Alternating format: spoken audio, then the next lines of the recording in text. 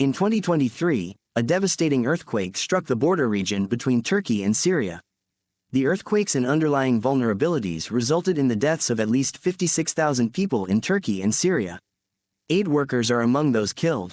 The earthquake, measuring 7.2 on the Richter scale, caused widespread destruction across both nations. The epicenter of the quake was located near the Turkish city of Gaziantep. It was felt as far away as Istanbul and even in neighboring countries, like Lebanon and Iraq. The tremors lasted for several minutes, causing panic among residents in affected areas. At least 230,000 buildings were damaged or destroyed across 11 provinces in Turkey, and at least 10,600 buildings have been completely or partially destroyed in northwest Syria. In Aleppo alone, around 3,500 buildings are damaged and need structural repair, and 700 buildings are classified as unsafe. According to the World Bank's report, direct damages in Turkey from the earthquakes are estimated at $34.2 billion. In Turkey, access to education has been hampered for nearly 4 million children, including 350,000 refugee and migrant children. More than 1 million people in northwest Syria are in need of mental health support, but there are reportedly only 24 psychologists in the area.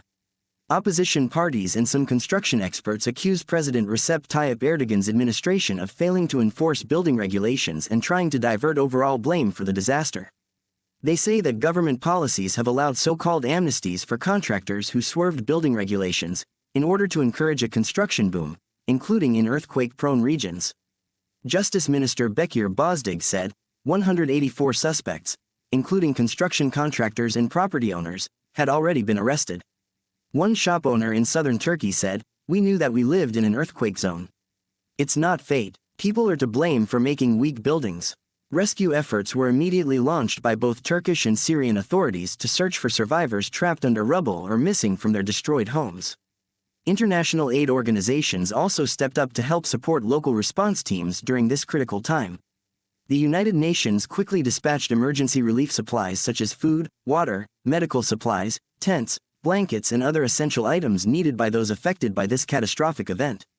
As of March 31st, more than 1,200 trucks loaded with aid had crossed into northwest Syria since February 9th. Local governments established temporary shelters for displaced residents who had lost everything in wake disaster.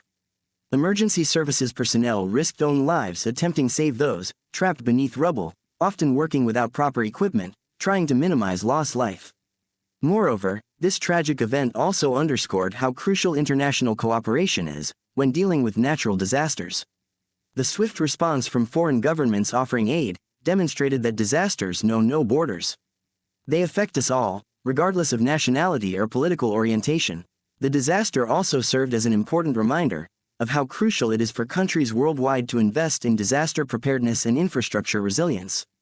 The widespread destruction caused by this powerful earthquake highlighted the urgent need for improved building codes, early warning systems, emergency response plans, public awareness campaigns about earthquake safety measures, and investment in research on seismic hazards.